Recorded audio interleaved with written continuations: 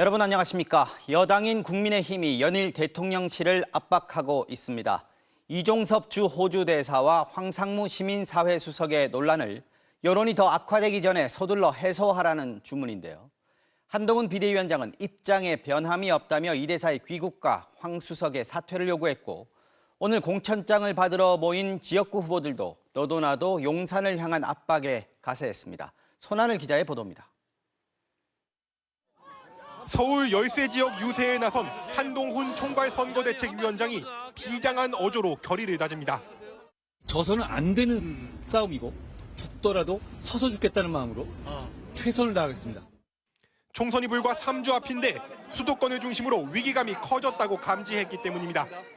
이종섭 주 호주 대사의 즉각 귀국과 황상무 시민사회 수석의 사퇴를 요구했지만 대통령실이 거부 의사를 분명히 하면서 당정 갈등이 재현될 조짐마저 엿보입니다.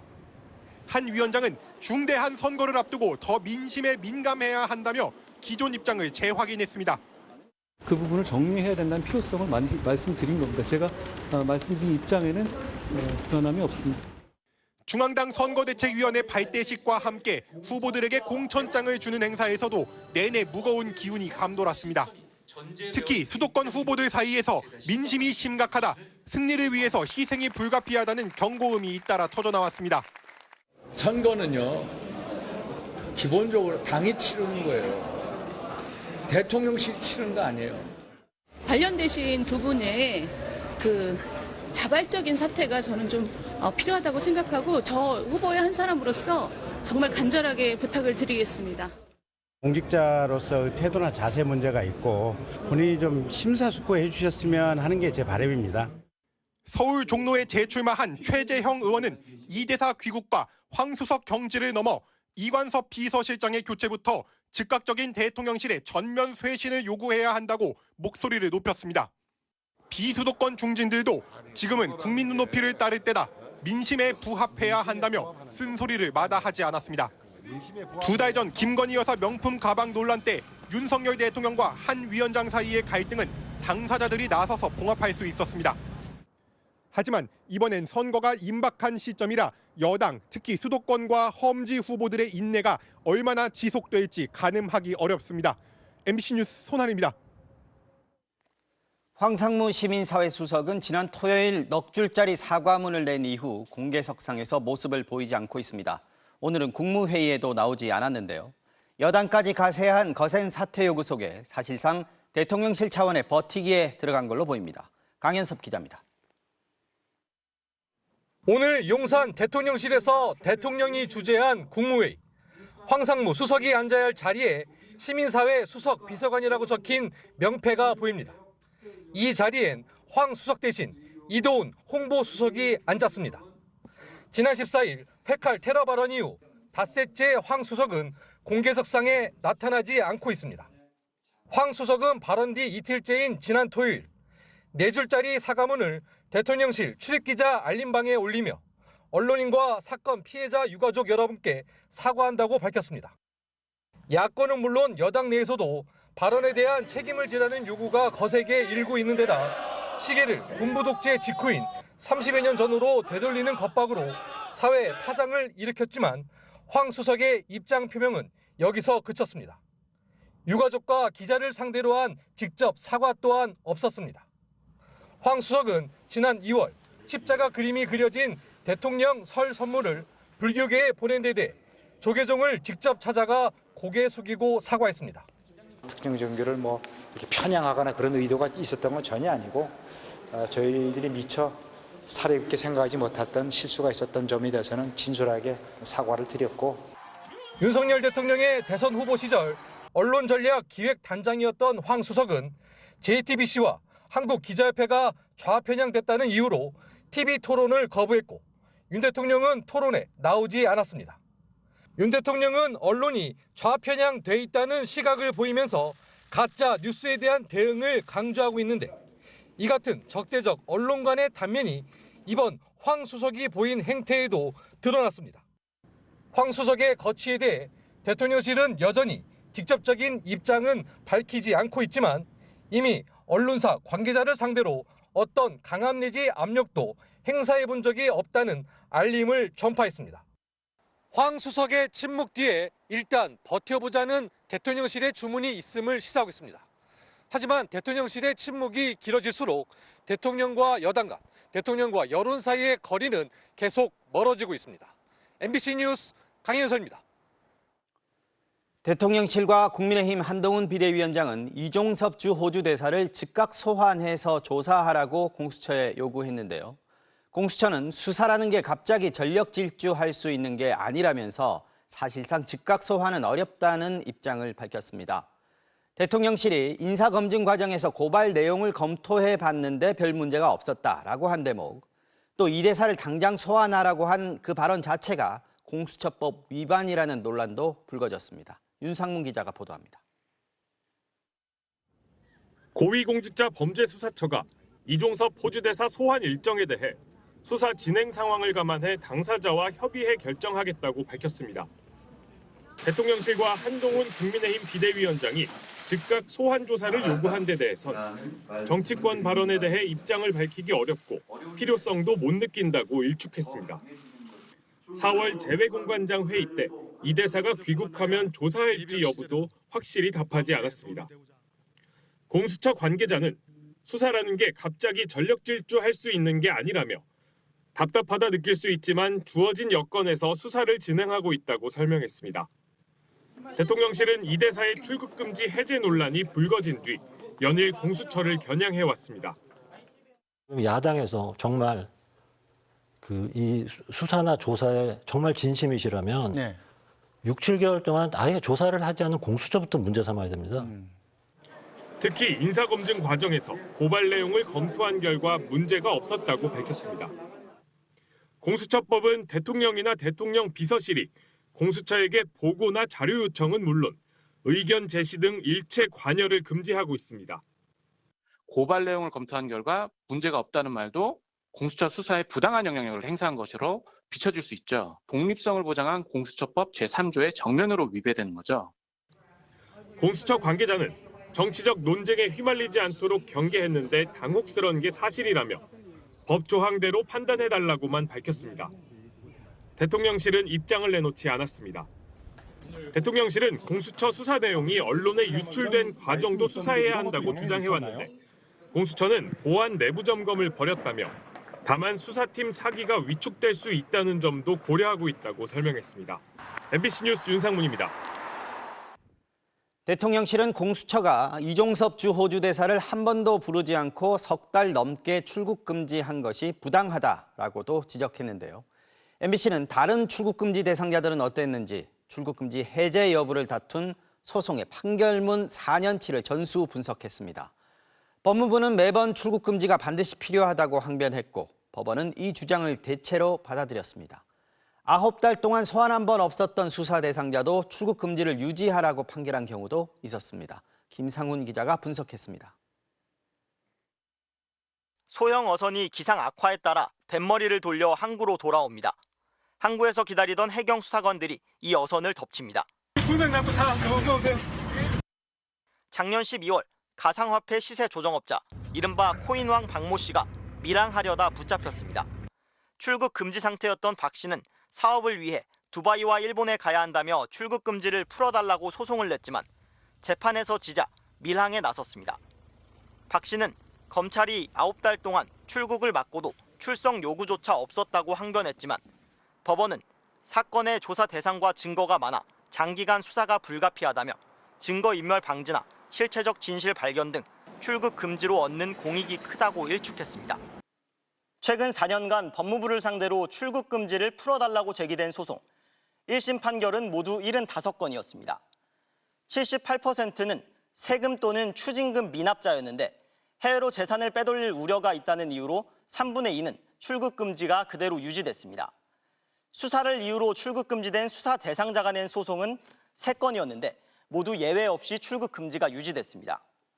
이미 압수수색도 받았고 구속영장도 기각된 코인 사기 피의자는 20개월, 즉 1년 8개월째 출국 금지 상태였지만 법원은 출국하면 수사 차질이 우려된다며 계속해서 출국을 막았습니다. 수사가 끝나고 이미 재판에 넘겨졌으니 출국 금지를 풀어달라고 제기된 소송이 9건. 법원은 그래도 6건은 계속 출국 금지를 유지하라고 판결했습니다. 재판 도중 출국 금지가 풀린 경우는 3건인데 낯익은 이름도 있었습니다. 이명박 정부 시절 군사기밀 유출 혐의로 기소됐던 김태효 국가안보실 1차장. 검찰 수사 때 내려진 출국 금지 조치는 1심에 이어 2심 판결까지 유지됐습니다. 2심은 벌금형의 선고유예로 선처했는데 법무부는 그래도 대법원이 파기환송에 실형이 나올 수 있다며 출국 금지를 유지해달라고 요구했습니다. 법원은 법무부 주장이 막연하다며 출국 금지를 풀어줬는데 처음 출국 금지 조치가 내려진 지 3년 2개월 만이었습니다. MBC 뉴스 김상훈입니다. 네, 이번에 판결문 분석한 법조팀 김상훈 기자와 좀 더 이야기해 보겠습니다. 자, 김 기자, 이번에 이종섭 대사 같은 경우에는 법원에 소송을 내서 출국 금지가 판결로 해제된 건 아닌 거죠? 네, 맞습니다. 절차적인 차이가 있습니다. 네.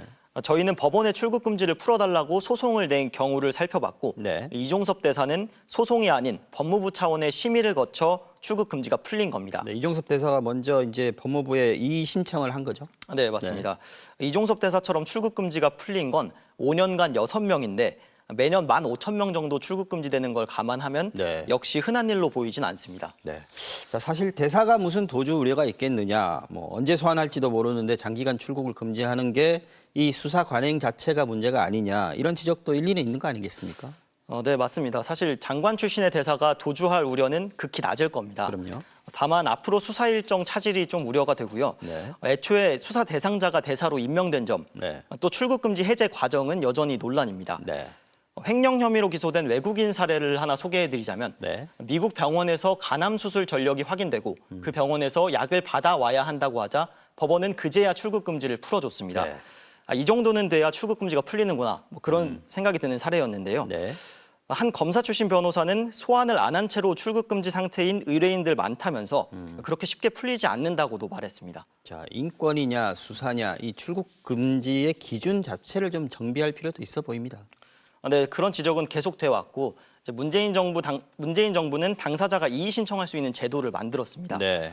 이종섭 대사도 이 제도를 통해 출국 금지를 풀었는데 네. 명확한 기준 확립은 필요해 보입니다. 수사기관의 출국 금지 관행이 엿보이는 옛 기사도 하나 함께 보시죠. 네. 지난 2017년 1월 한국경제 기사인데 네. 당시 이재용 삼성전자 부회장이 미국 트럼프 대통령 당선자 초청을 받았는데요. 네. 이 사실을 통보받은 국정농단 특별검사팀이 출국을 금지해 이 부회장이 결국 못 간 걸로 알려졌다, 뭐 이런 네. 내용입니다. 네. 공교롭게 윤석열 대통령과 한동훈 국민의힘 비대위원장이 당시 특검팀 소속이었죠. 네. 미국 대통령 초청을 받은 재벌 총수, 해외 도피 우려가 있을 것 같지는 않습니다. 네, 그만큼 출국 금지 해제하는 거 어렵다, 이런 얘기죠. 김상훈 기자, 잘 들었습니다.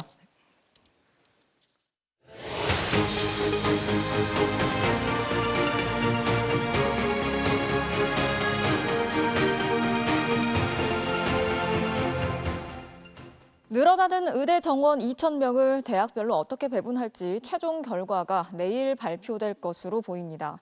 의사협회는 이번 발표가 진료 현장을 떠난 전공의들이 돌아올 다리마저 끊어버리는 파국을 초래할 거라고 반발했습니다. 전동혁 기자가 전하겠습니다. 정부의 최종 발표만 남았습니다. 내년도 입시부터 늘어나는 의대 정원 2,000명을 어느 대학에 얼마나 배정할지 내일 발표될 걸로 보입니다. 윤석열 대통령은 의료계를 공개적으로 질타해 증원 배정 발표에 힘을 실었습니다. 의사로서 또 스승으로서 본분을 제대로 지키지 못하고 있어서 정말 안타깝습니다. 정부는 지난 4일 40개 대학에서 요청한 증원 수요를 참고해 배정 심사위원회를 가동해 왔습니다. 증원할 2,000명을 수도권과 비수도권으로 먼저 나누고 이를 다시 권역별로 분산해 배정하는데 비수도권 지역의 80%를 집중 배정할 걸로 알려졌습니다. 내일 정부 발표로 2,000명 증원 정책은 사실상 마침표를 찍게 됩니다. 교육부 관계자는 대학교육협의회의 심의 절차만 남는데 대교협이 문제 삼을 가능성은 극히 적다고 설명했습니다. 의료계는 격앙된 반응을 보였습니다. 현실 고려하는 증원 신청! 이주호 교육부 장관은 충북대를 찾아 휴학에 나선 학생들의 복귀를 촉구했지만 의대 교수들과 학생들 모두 반발했습니다. 약속 없이 갑자기 나오셔가지고 우리는 의료계와 소통하고 있다 이런 식으로 얘기한다라고 하면은 저희는 그거는 받아들일 수가 없는 상태입니다. 오늘 25일 집단사직을 예고한 전국의 의대 교수들은 전공의들이 돌아올 길을 완전히 막는 발표라고 비판했습니다. 의사협회도 이번 발표가 불에 기름을 붓는 격이 될 것이라고 경고했습니다. 돌아올 수 없는 강을 건너는 것과 동시에 돌아갈 수 있는 마지막 다리마저 끊어버리는 파국적 결과를. 마침 내일은 의사협회 신임 회장을 뽑는 투표가 시작되는 날이라 내부의 강경한 목소리가 더 커질 걸로 보입니다. MBC 뉴스 전동혁입니다. 2,000명은 변함없다. 원점에서 다시 검토해야 한다. 정부와 의료계가 한치의 양보도 없이 대치하면서 상황은 말 그대로 파국으로 치닫게 됐습니다. 의료계에 오랫동안 몸 담아왔던 원로들이 말하는 의료계와 정부의 문제점은 무엇인지 박소희 기자가 이야기를 들어봤습니다. 지난 2022년 뇌출혈로 숨진 한 간호사. 이름난 빅5 병원에서 근무하다 쓰러졌는데도 제대로 된 수술을 못 받았습니다. 필수 의료의 붕괴 현장을 그대로 보여준 사건. 정부의 핵심 대책은 의대 증원이었습니다. 정원이 늘어나면 의사들이 자연스럽게 필수과로, 지역으로 갈 거다. 이른바 낙수 효과인데 의료계의 생각은 다릅니다. 어떤 분야의 전문가를 대량 배출한다고 해서 지역이 다 커버가 된다? 저는 오히려 서울만 더 또는 어느 지역만 더 편중 현상이 더 심해질 거다. 낙수 효과 기대할 수가 없죠. 의료계에선 2,000명이라는 정부의 확고한 숫자에 부정적입니다. 정원이 지금 2,000명 늘어나고 또 유급해서 3,000명이 내려온다고 하면 이게 교육이 잘 될까요? 걱정이 되시겠어요? 걱정 정도가 아닙니다. 감당할 수 없을 것 같은 느낌이 드는 거죠. 의료계 대부분은 전공의들의 집단 이탈을 안타까워합니다. 의료계를 파트너로 생각하고 있는지 그러면 일방적으로 발표하면 안 되죠. 수련받아야 될 젊은 의사들이 현장을 떠났어요. 너무나 안타깝죠. 그리고 이보다는 환자들에게 더 마음을 쓰는 의료진도 많습니다. 과연 환자를 버리고 의사들이 뛰쳐나가면서까지 이걸 관철시킬 만한 가치가 무엇을 위해 있느냐는 거죠. 환자를 버리고 나가서 하는 모든 투쟁 방법은 명분이 없어요. 또한 실리도 없습니다. 다만 의사들의 집단 행동에 비판적인 의료진들에게도 정부의 추진 방식에는 물음표가 남습니다. 2,000명이 정해진 과정이 민주적이거나 또는 투명한 결정 과정이라고 보기는 힘들고요. 공공적 의사 육성 방안 이런 것과 같이 제출되지 않아서 실제로 의료 취약지나 필수 의료에 증원된 의사가 갈지 이런 것은 의문입니다. 정부와 의료계의 대립의 이면엔 지독한 불신이 깔려 있습니다. 그 사이에 소외된 환자들, 시민들의 신뢰까지 잃게 된다면 의대 증원은 절반의 성공에 그칠지 모릅니다. MBC 뉴스 박수희입니다.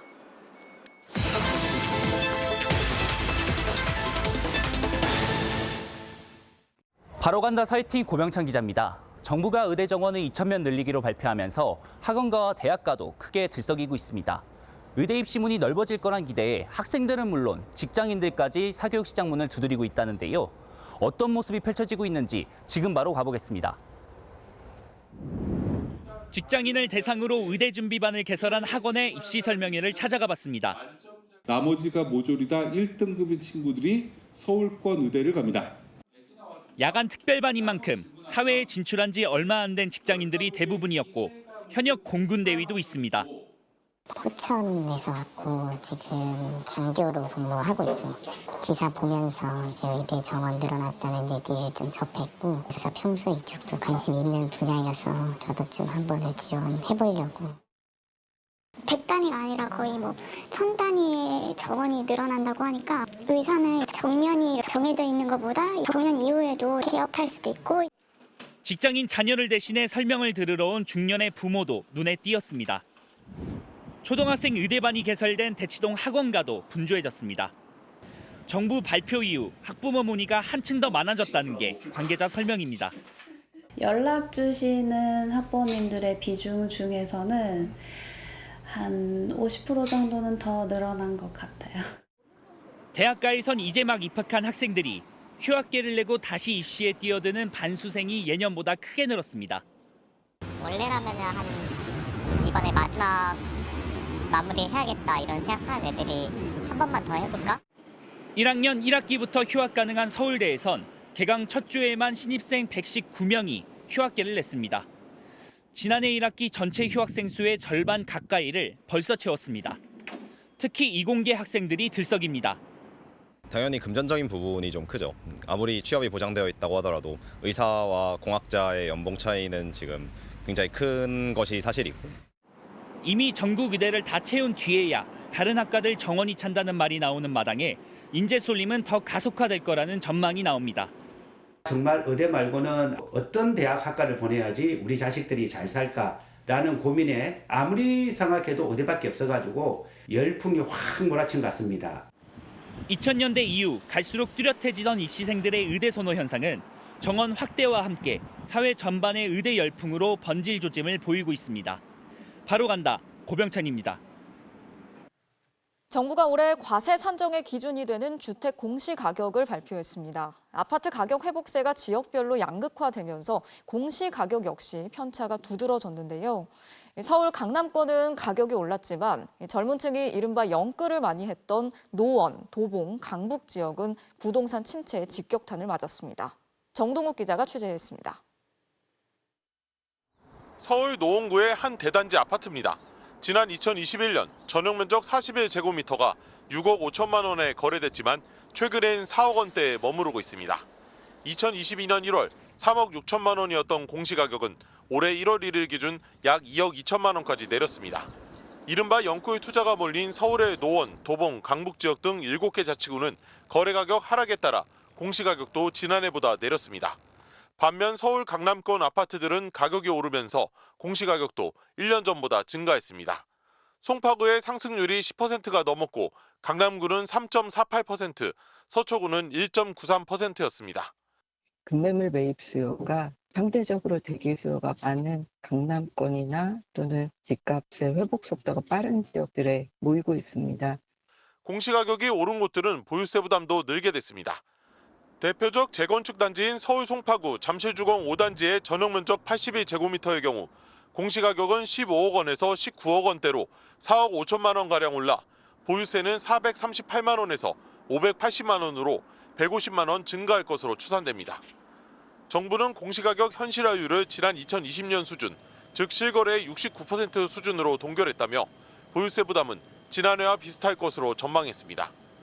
전국의 공동주택 공시가격은 평균 1.52% 올랐고 1가구 1주택 종부세 대상이 되는 주택은 26만 7천여 가구로 1년 전보다 3만 5천여 가구 증가했습니다. 강원도 영월에 위치한 전용면적 17제곱미터의 다세대 주택은 공시가격 273만 원으로 가장 싼 공동주택으로 조사됐습니다.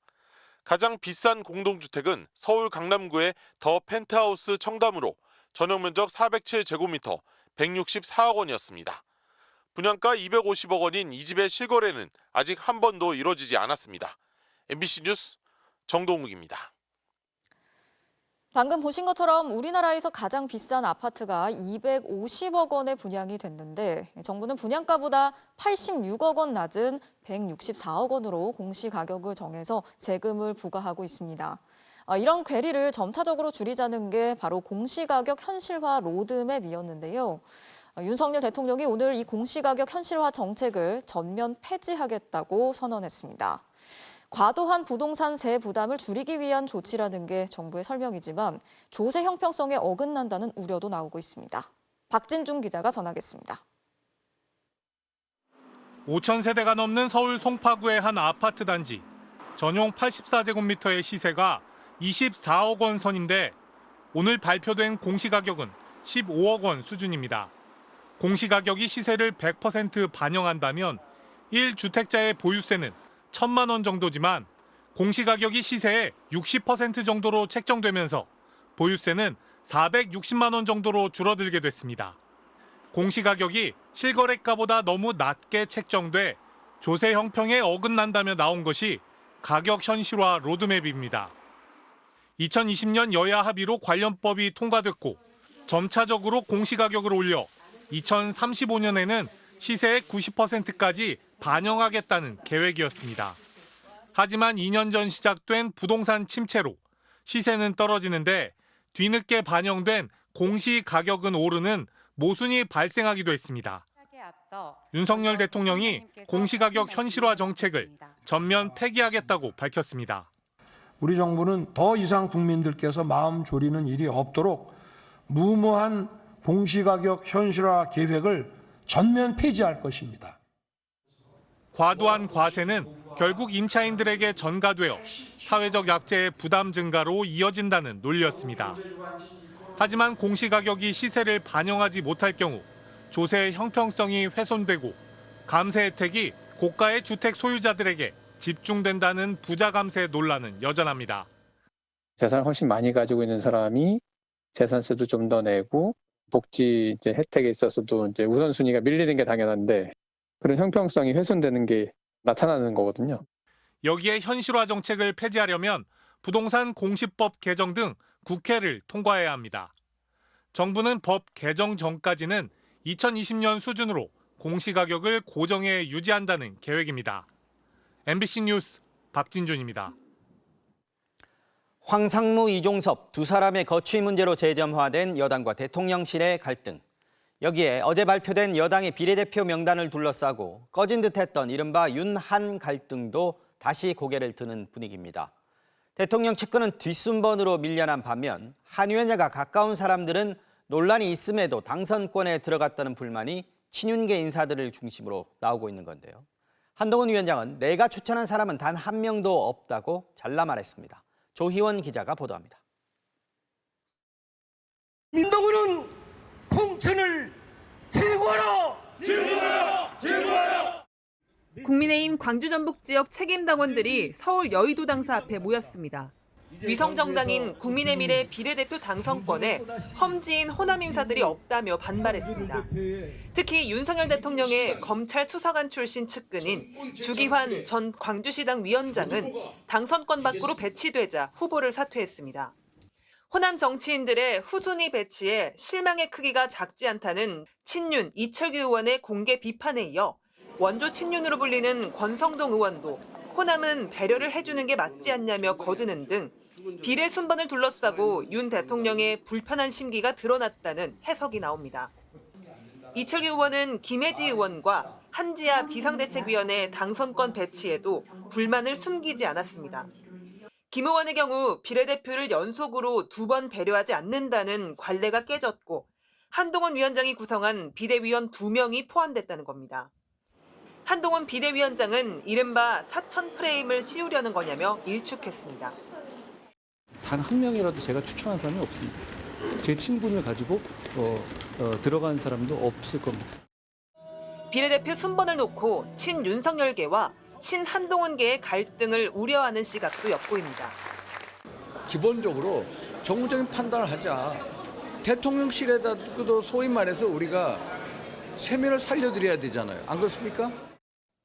당선권에 배치된 후보들 가운데 이시우 전 국무총리실 서기관은 과거 골프 접대를 받았다는 논란이 불거져 공천이 하루 만에 취소됐습니다. MBC 뉴스 조희원입니다. 민주당이 서울 강북을 지역구 후보로 조수진 노무현 재단 이사를 공천했습니다. 1차 경선과 결선 그리고 공천 취소로 다시 치러진 전략 경선까지 감점을 안고 경쟁한 박용진 의원은 결국 탈락했습니다. 공천 과정에서 불거진 민주당의 계파 갈등을 마지막까지 넘지 못했다는 해석이 나옵니다. 신준명 기자입니다. 정봉주 전 의원의 공천 취소로 다시 경선이 치러진 민주당 서울 강북을 후보는 민변 사무총장을 거쳐 노무현 재단 이사 출신인 조수진 변호사로 결정됐습니다. 이 지역 현역인 박용진 의원은 탈락했습니다. 공개할 수는 없지만 상당한 정도의 득표 차이가 있었습니다. 여론조사 없이 당원 투표로 치러진 경선에서 박 의원은 의정활동 하위 10%로 인한 30% 감점을 받았고 여성이자 정치 신인인 조 변호사는 25% 가산점이 적용됐습니다. 지난 총선에서 민주당 서울 의원들 가운데 최고 득표율을 기록했던 박 의원은 4년 만에 현역 의원 하위 10% 통보를 받았습니다. 국회의원으로 활동을 하면서 꼴찌다라고 하는 당의 통보에 대해서 여러분이 평가해 주십시오. 3명이 치른 1차 경선은 통과했지만 결선에선 지역구까지 옮기며 자객을 자처한 친명계 정봉주 전 의원에게 졌습니다. 목발경품 발언에 거짓 사과 논란이 더해져 정 전 의원의 공천이 취소됐지만 민주당은 박 의원이 아닌 추가 경선을 선택했습니다. 어떤 결과가 나올지는 이재명 대표도 알고 저 박용진도 알고 있습니다. 공천장을 뺏긴 정봉주 전 의원은 조수진이 정봉주라고 했고 비명계 의원은 박용진의 승리가 민주당의 승리라고 맞섰습니다. 박 의원은 노무현 전 대통령 묘역이 있는 봉하마을을 찾아 끝까지 당심에 호소했지만 이재명 대표를 지지하는 다수 당원들의 선택을 끝내 받지 못했습니다. 막말 논란에 휩싸인 양문석 후보의 공천과 패배로 끝난 박 의원의 경선 과정은 막판까지 민주당의 계파 갈등을 첨예하게 드러냈습니다. 박 의원은 우리 정치와 민주당이 더 합리적이기 위해 이번 과정이 시금석이 되길 바란다며 윤석열 정부 심판을 위해 힘을 모으자고 밝혔습니다. MBC 뉴스 신준명입니다. 중증 지적 장애를 앓고 있는 10대 청소년이 살고 있는 친척집에서 수년간 성추행을 당해 경찰이 수사에 나섰습니다. 가해자는 피해 청소년을 돌봐온 고모의 동거남이었습니다. 현행법상 친족 간 성범죄는 친밀한 관계를 악용했기 때문에 더 엄하게 처벌하게끔 돼 있습니다. 하지만 이 건의 경우에는 법적인 가족은 아니어서 가중처벌되지 않을 수도 있다고 합니다. 구나영 기자가 단독 취재했습니다. 친부모를 여의고 중증 지적장애까지 앓고 있는 조카를 김모 씨는 2살 때부터 키웠습니다. 여기에 6년 전 만난 동거남까지 부모 자식처럼 지냈습니다. 공대 수업하는데 엄마 못 가서 지금 이렇게 동영상으로 말을 하고 있어요. 항상 우리 너무너무 예쁘고 착하고. 그런데 17살이 된 조카가 최근 뜻밖의 이야기를 털어놨습니다. 고모부, 그러니까 동거남이 자신의 몸을 만지고 신체 접촉을 하게 했다는 겁니다. 김 씨는 그 길로 경찰에 신고했고 경찰 조사에서 피해자는 초등학교 5학년 때부터 집에 둘만 남으면 종종 추행을 당했다고 진술했습니다. 항상 아이를 건강하게 밝게 키웠어요. 너는 가장 소중한 사람이라고 그러고 나로 인해서 우리 아이가 저렇게 된 거니까 다 가족이 고통을 받는 거니까 죽어야 되나? 경찰은 조카와 동거남이 가족 사이나 다름없다고 보고 친족 강제추행 혐의를 적용해 남성을 구속했습니다. 이제 친족 성범죄 같은 경우에는 친밀한 관계를 이용해서 범죄를 한 것이기 때문에 더 범죄의 중대성이 높고 그리고 피해자 입장에서는 평생 가져가야 될 고통과 후유증이 더 크다. 이 두 가지 측면에서 가중처벌하는. 예컨대 강간은 3년 이상 징역이지만 친족 강간은 7년 이상으로 가중처벌됩니다. 하지만 실제 친족 성범죄 혐의가 법정에서 인정될지는 알 수 없습니다. 동거 등 사실혼 관계 속에 벌어진 성범죄도 가족의 친밀함을 악용하긴 마찬가지지만 법적 가족으로까지 보기는 어렵다는 이유로 가중처벌을 피하는 경우가 비일비재하기 때문입니다. 뭐라고 말을 할까요? 형량이 그런 식으로 하면 바뀐다? 제가 죽을 것 같아요, 그냥. 지금도 그냥 살고 싶은 마음이 없어요. 실제로 재작년 동거녀의 사촌 동생을 성폭행한 남성은 1심에서 친족 중간간으로 7년이 선고됐지만 2심에서는 친족 관계가 인정되지 않아 3년으로 감형됐습니다. 사실혼의 어떤 높은 요건을 특히 이제 아동의 피해가 집중되는 친족 성범죄에 그대로 적용하는 것은 피해 처벌을 좀 어렵게 할 수 있다.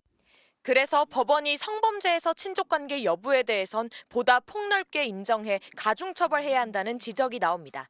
MBC 뉴스 구나연입니다.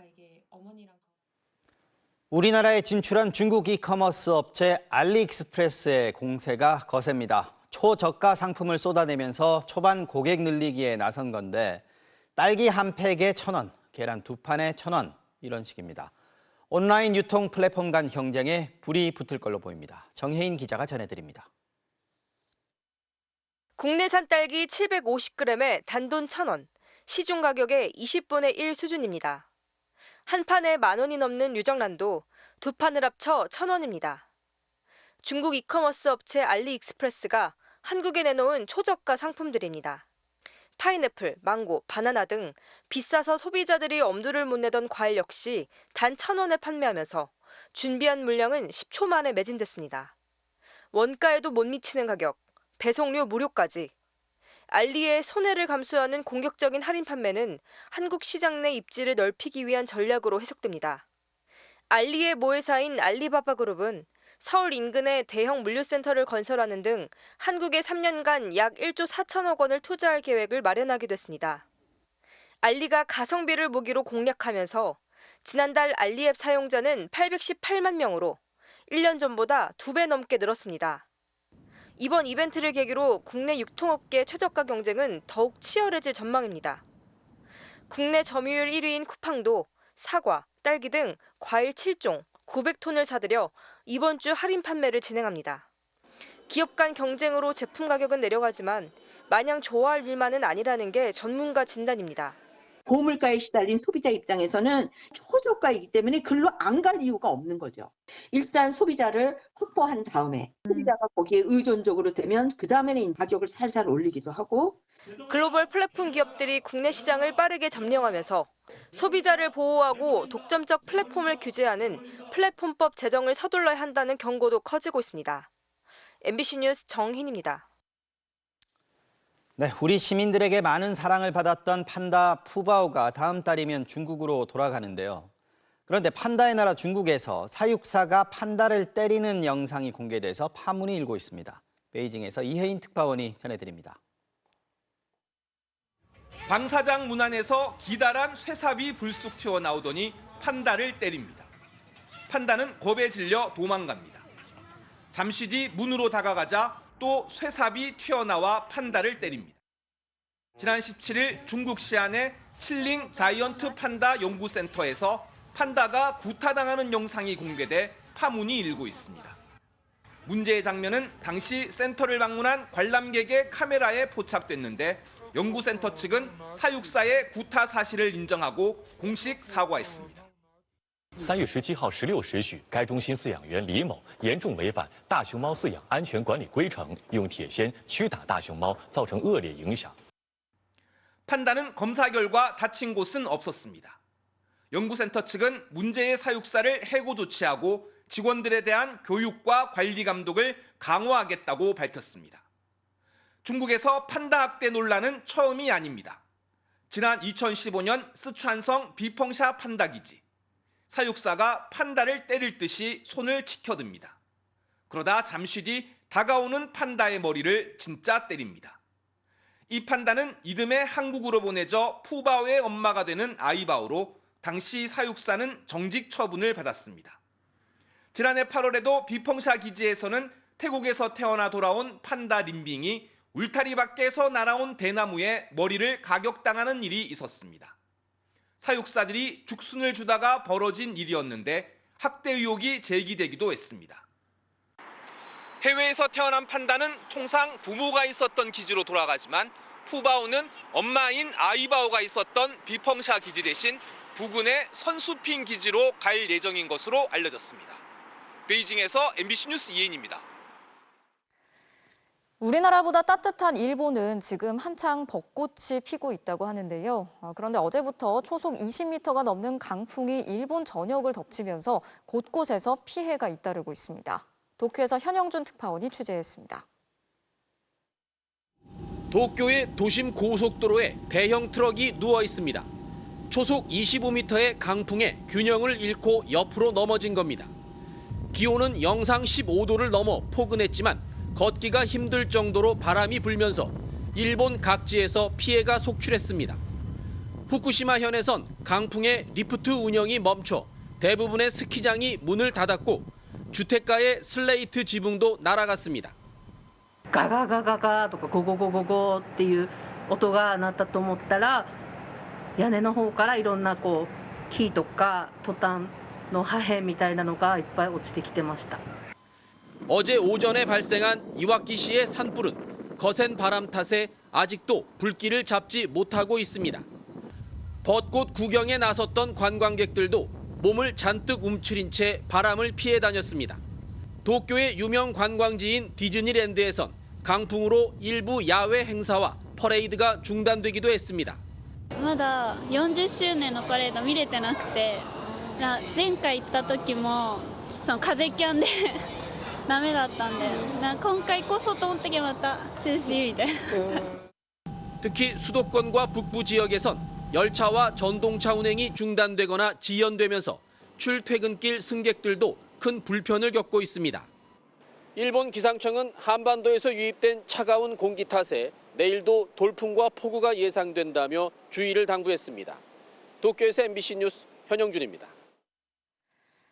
지구온난화로 인해서 지구촌 곳곳에서 이상기후가 잇따르고 있죠. 지구 반대편에 있는 브라질은 지금 가을을 앞두고 있는데 체감온도가 섭씨 60도를 넘기는 무더위가 기승을 부리고 있습니다. 또 미국 워싱턴에서는 관측 이래 두 번째로 벚꽃이 빨리 만개했다고 합니다. 이경미 기자가 전하겠습니다. 브라질 리우데자네이루의 한 해변가입니다. 무더위를 피해 바다를 찾은 피서객들로 인산인해입니다. 여름에서 가을로 넘어가는 브라질 중남부에서 연일 때 아닌 폭염이 기승을 부리고 있습니다. 지난 주말 리우데자네이루 체감온도가 섭씨 62.3도를 기록하기도 했습니다. Porque não tem outra condições de ficar nesse sol aqui não, cara. Só água gelada e o ar-condicionado, só isso. A sensação é horrível, é calor de deserto, meu amigo, aqui. É muito quente. 이는 2014년 체감온도를 측정하기 시작한 이후 최고 기록인데 기상청은 이번 폭염이 아르헨티나와 파라과이에 뜨거운 공기 덩어리가 열돔을 형성하며 지구 표면에 뜨거운 공기를 가두기 때문이라고 설명했습니다. A ciência mostrou com clareza que o que mais mata pessoas nos eventos climáticos extremos que estão explodindo no mundo são as ondas de calor, não são os deslizamentos. 기상청은 이 때문에 이번 달 20일 공식 종료 예정이었던 여름이 더 길어질 가능성이 있다고 밝혔습니다. 북반구에서는 온난화의 영향으로 꽃피는 시기가 앞당겨지고 있습니다. 많은 벚나무가 심어져 해마다 벚꽃 축제가 펼쳐지는 미국 워싱턴 DC에서는 벌써 벚꽃이 만개했습니다. 벚꽃 주요 관광지인 타이들 베이슨 주변 벚꽃이 평년보다 2주나 빨리 만개했는데 1921년 기록이 시작된 이후 역대 두 번째 이른 절정입니다. 지난 100년간 3월 평균 기온이 지속적으로 올라가면서 평균 만개 시기도 4월 4일에서 3월 30일로 6일이나 빨라졌습니다. 워싱턴 DC 벚꽃의 개화에서 만개까지 기간도 보름밖에 안 돼 지난 20년 사이에 가장 짧았다고 워싱턴 포스트는 전했습니다. MBC 뉴스 이경미입니다.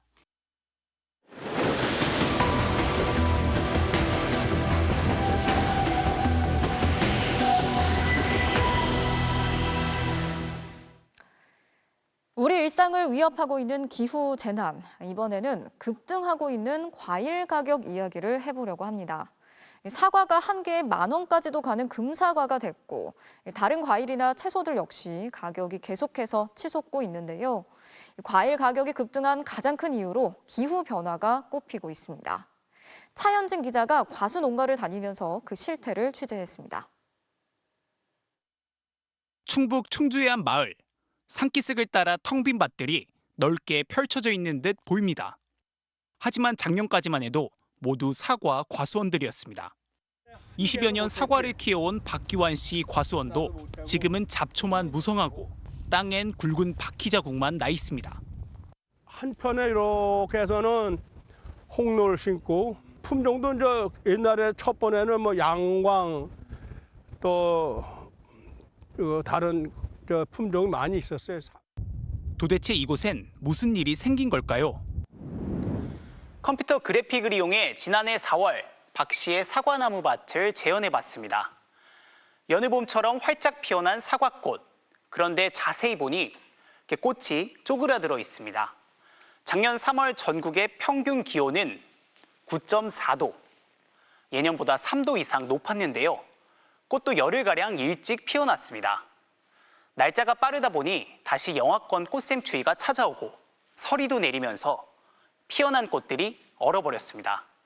이후 나비와 벌들이 이렇게 찾아와도 이미 얼어버린 꽃은 더는 수정할 수 없게 됐습니다. 겨우 수정이 돼 맺힌 열매들도 여름을 견디기가 쉽지 않았는데요. 지난해 장마철 내린 비의 양은 전국 평균 648.7mm. 기상 관측 이래 세 번째로 많은 비에 강우색이마저 역대 가장 강할 정도였는데요. 과수원 땅이 갈라지고 쓸려 내려갔으며 6월엔 이례적으로 우박이 쏟아져 열매와 나무에 큰 상처를 내기도 했습니다. 비가 휩쓸고 간 자리엔 전염병이 돌았습니다. 사과 곳곳에 검붉은 종양이 피어났고 나무들마저 서서히 말라갔습니다. 과수 화상병, 마땅한 치료제도 없어 박 씨는 물론 인근 과수농가 대부분이 나무를 전부 베어내야 했습니다. 나무들 쭉 이렇게 있었는데 속상해서 막걸리 한 잔 먹고도 오면은 벌써 뭐 거의 다 묻었어. 이렇게 마음이 뭐 이런 말을 못하지 뭐. 이른 새벽 서울 가락시장 과일 경매장. 낙찰가를 입력하는 중도매상들의 손놀림이 분주합니다. 이상기온은 전국의 농촌을 강타했고 작년 사과 생산량은 30%가 줄었습니다. 그 영향으로 가격은 천정부지로 치솟았습니다. 이날 거래된 사과 도매값은 10kg당 95,300원. 1년 전보다 2배 넘게 오른 가격입니다. 제가 가락시장에서 일한 지 한 30년 정도 됐는데요. 내가 장사한 이래로 올해 최고로 비싸요. 이런 시세는 전혀 없었어요. 사과만 문제가 아닙니다. 눈비가 평년의 3배였다는 지난 겨울은 날씨가 굳어 일조량이 부족해지면서 시설 작물 피해가 컸습니다. 지난달 신선식품 물가 상승률은 과일 41.2%, 채소 12.3%에 달했습니다. 사과 모든 과일이 배도 그렇고 너무 비싸서 서민들이 너무 힘들어해요 지금. 그래서 사 먹기가 주저해요. 올 들어 곳곳에서 봄꽃 축제 일정이 앞당겨지고 있다는 소식도 우려스럽습니다. 과일꽃도 역시 빨리 피게 돼 올 사과꽃은 평년보다 최대 11일, 백꽃은 최대 9일, 복숭아꽃도 최대 12일 일찍 개화할 예정입니다. 작년과 같은 피해가 반복될 가능성이 크다는 겁니다. 농촌진흥청은 지금과 같은 기후변화가 이어질 경우 영혼암 일부를 제외하곤 재배되던 사과가 2050년엔 강원도 백두대간에서만 키울 수 있고 2070년도가 되면 거의 자취를 감출 거라는 예측을 내놨습니다. 10년 만에 한 번 올 수 있는 기후의 변화 이런 것이 아니라 이게 2, 3년마다 아니면 그 매년 기후 변화가 지금 더 심각하게 다가오고 있다. 기후변화가 계속된다면 과일 대란 문제는 반복될 수밖에 없습니다. MBC 뉴스 차현진입니다. 오피스텔에 보증금을 맡기면 월세도 챙겨주고 관리도 해주겠다던 임대관리업체가 갑자기 사라졌습니다. 검찰 수사가 시작되면서 업체 대표와 관계자들이 재판에 넘겨졌는데요. 보증금을 돌려받지 못한 피해자가 전국적으로 300명이 넘고 피해 규모는 100억 원에 육박하고 있습니다. 조민희 기자가 단독 취재했습니다. 부산 동래구의 한 오피스텔입니다. 3년 전 70대인 윤모 씨는 이 건물의 4개 호실을 분양받았습니다. 윤 씨는 당시 세입자 계약과 유지 보수를 해주겠다던 한 임대관리 업체와 계약을 맺었습니다. 해당 업체는 윤 씨가 보증금을 맡기면 공실이 생겨도 매달 55만 원씩 최대 10년간 월세를 지급하겠다고 약속했습니다. 그런데 1년 뒤 약속했던 월세 지급은 중단됐고 업체 관계자들도 돌연 잠적했습니다. 결국 윤 씨가 세입자들에게 보증금 1억 4천만 원을 돌려줘야 하는 상황입니다. 충격을 많이 받으셔가지고 아버님께서 뇌졸중이 좀 오셔서 저희도 은행 대출을 받아서 이 오피스텔을 구매를 해서 이렇게 운영을 하다 보니까 대출 이자가 올랐기 때문에 윤 씨와 같은 피해를 당한 집주인은 부산을 포함해 전국적으로 320여 명. 피해 금액은 100억 원에 육박하는데 모두 세입자들에게 반환해야 하는 보증금입니다. 집주인과 세입자 모두 피해를 입게 된 겁니다. 도배지라든가 바닥 꺼짐이라든가 등기구 불량이라든가 이런 똑다리가 깨져가지고 이런 걸 교체한다든가 이런 걸 자체적으로 다 해야 되는데 하나도 해결 못하고. 검찰 수사 결과 이 업체는 임대관리 사업을 하던 당시에도 40억 원대 빚을 지고 있었던 것으로 드러났습니다. 자기들이 운용을 해가지고 뭐 시행을 한다든지 또 새로운 분양 사업을 해서 그 수익을 발생시켜 주겠다 이렇게 얘기를 하고 있는데 거의 돌려막기 외에는 별다른 사업 수익이 날 수가 없는 구조였기 때문에. 업체 대표와 관계자들은 사기 혐의로 재판에 넘겨졌고 다음 달에 3번째 공판이 열릴 예정입니다. MBC 뉴스 조민입니다. 우리 군이 어제 탐지한 북한의 탄도미사일은 최대 사거리 400km의 초대형 방사포인 것으로 확인이 됐습니다. 북한이 방사포 사격 훈련을 공개하면서 실전 배치했다고 밝혔는데 남한 전역이 사정권이라서 우리에게 큰 위협이 될 것으로 보입니다. 공윤성 기자가 전하겠습니다. 초대형 방사포 6발이 화염과 함께 일제히 발사됩니다.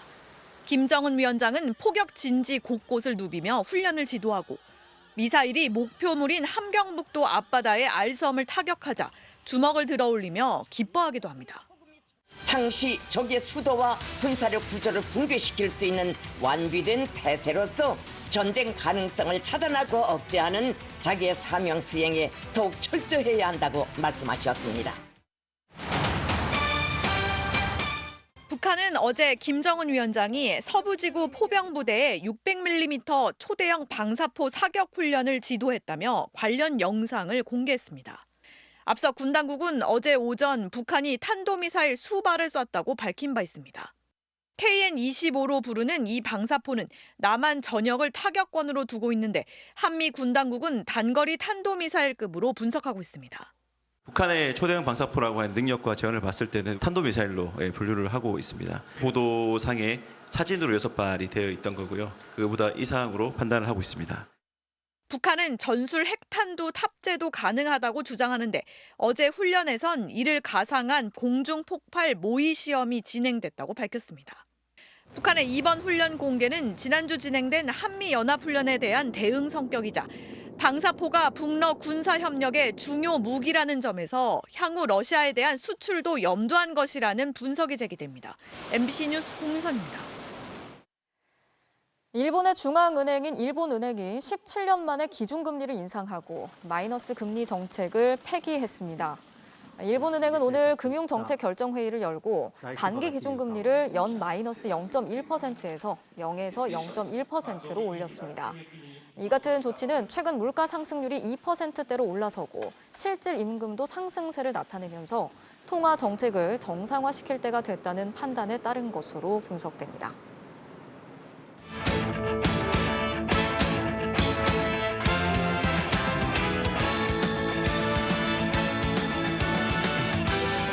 화요일 밤 스포츠 뉴스입니다.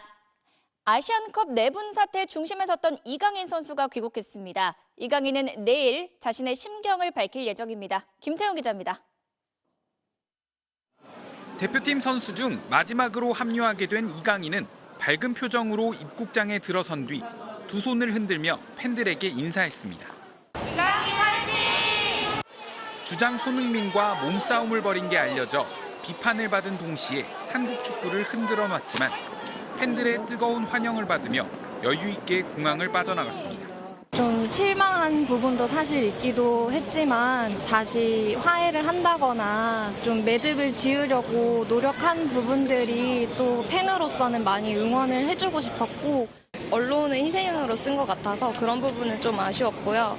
이강인 선수도 이번 일을 통해서 국민들의 사랑과 기대가 얼마나 컸는지를 좀 깨닫고 내분 사건의 당사자인 손흥민과 이강인이 합류하면서 갈등 봉합이라는 중책을 맡은 황선홍 감독은 더 예민해진 모습입니다.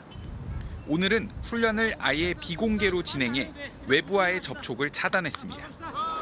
이강인은 내일 태국전 공식 훈련에 앞서 처음으로 자신의 심경을 밝힐 계획인데 주장 손흥민도 기자회견에 나설 걸로 보여 두 선수의 입에 뜨거운 관심이 쏠리게 됐습니다. MBC 뉴스 김태훈입니다. 세계선수권대회에서 이른바 팀킬 논란에 휩싸인 쇼트트랙 대표팀이 귀국했습니다. 황대현은 박지원과의 고의 충돌 의혹에 대해 오해라고 말했는데요. 박지원 기자입니다. 황대현과 충돌 이후 부상을 당했던 박지원은 목과 팔에 깁스를 한 채 귀국했습니다. 아무래도 목이랑 머리에 충격이 좀 많았다 보니까 신경통이 좀 계속되는 것 같아요. 그래서 좀 많이 저리고 좀 붓는. 올 시즌에만 박지원과 3번이나 부딪혀 고의 충돌 의혹까지 받아온 황대현도 입을 열었습니다. 절대 고의로 그런 거 아니니까 너무 오해하지 않으셨으면 좋겠어요. 대한민국 선수고 지원이 형이어서 마음도 안 좋고 좀 죄송하다는 생각이 들고요. 하지만 경기의 일부라고 생각해 직접적인 사과는 하지 않았다고 밝혔습니다. 그 부분에서도 지금은 제가 드릴 수 있는 말씀이 없을 것 같습니다. 시합을 하다 보면 충분히 그렇게 많은 상황들이 많이 나오기 때문에 쇼트트랙은. 빙상계 한 관계자는 황대현이 무리하게 파고든 것이 맞다는 입장을 내놓았고, 다른 관계자는 황대현을 징계하기도 박지원을 대표 선발에서 구제하는 것도 어렵다는 목소리를 냈습니다. 박지원과 황대현은 다음 달 초 대표 선발전에서 경쟁을 이어갈 예정입니다. MBC 뉴스 박지웅입니다. 오는 23일 개막하는 KBO 리그는 대변화를 앞두고 있습니다. 세계 최초로 전자장비를 이용해 스트라이크를 판정하고 투구 제한 시간도 도입이 되는데요. 달라지는 프로야구 이명노, 김수근 기자가 정리했습니다. 야구가 시작된 이래 주심에게만 의존했던 스트라이크 판정이 이제 자동으로 이뤄집니다. 세 대의 카메라를 통해 투구를 실시간 추적한 뒤 이러한 3차원 스트라이크 존을 통과하는지 전자장비가 판정하고 심판은 통보만 합니다. 투수가 던진 공이 먼저 스트라이크 존의 중간면을 접촉한 뒤 맨 끝면에 한 번 더 접촉하는 경우에만 스트라이크로 인정되는 방식입니다. 스트라이크 존의 폭은 홈플레이트 중간면에서 좌우 2cm씩 넓게 적용하고 존의 높낮이는 타자의 키에 따라 달라집니다. 포수가 공을 어떤 식으로 잡는지 이른바 프레이밍은 상관이 없습니다. 시범 경기를 경험한 제구력의 대명사 류현진은 만족감을 드러냈습니다. 제가 스트라이크라고 생각했던 거에 콜이 올라왔기 때문에 넓게 느껴지진 않았고요. 스트라이크 받을 만한 공이 스트라이크 판정을 받았던 것 같아요. 키가 작은 선수들에게 도움이 될 것이라는 전망도 있습니다. 크게 영향을 미치는 것 같진 않아서 높은 공에 대한 부담은 조금 줄었지 않았을까 하는. 시범 경기 기간 판정 정확도는 99.9%. 가장 눈에 띄는 건 불필요한 판정 논란이 사라졌다는 겁니다. MBC 뉴스 이명노입니다. 올해부터 투수들은 타자는 물론 시간과도 싸워야 합니다. 이렇게 공을 잡고 주자가 없으면 18초, 주자가 있으면 23초 안에 공을 던져야 합니다. 메이저리그처럼 경기 시간을 줄이기 위해 도입한 투구 제한 시간, 이른바 피치 클락입니다. 시범 경기에서 효과는 확실했습니다. 경기당 19분이 줄었습니다. 관중석에 새로운 풍경도 등장했습니다. 팬들을 위해서 꼭 필요한 규제들이라고 생각을 하고 스피드업을 위해서 실행을 해야 된다고 생각을 하기 때문에. 피치클락은 전반기에 시범 도입이어서 위반해도 볼이 선언되지는 않습니다. 수비 시프트도 제한됩니다. 투구가 시작될 때 내야 흙 안쪽에는 투수와 포수 외에 수비 4명이 있어야 하고 2루를 기준으로 양쪽에 2명씩 서도록 해 과도한 변칙 수비를 막았습니다. 당겨치는 타구가 많은 왼손 강타자에게 유리해질 것으로 보입니다. 기대를 하지 않는다는 것은 거짓말 같고요. 저뿐만이 아니라 되게 반기는 선수들이 많을 것 같다고 생각했습니다. 좀 많이 아쉬운 것 같습니다. 시프트라는 게 하나의 묘미고 팬분들에게 또 하나의 재미거든요. 이 밖에 베이스 앞면이 3인치 7.62cm씩 커지는 점도 뛰는 야구를 유도할 수 있는 조치로 기대를 모읍니다. MBC 뉴스 김수근입니다. 배드민턴 프랑스 오픈 단식 우승자 안세영 선수와 전용 오픈 여자 복식 우승팀 이소희 백하나 선수가 오늘 금이 환영했습니다. 화요일 밤 스포츠 뉴스였습니다.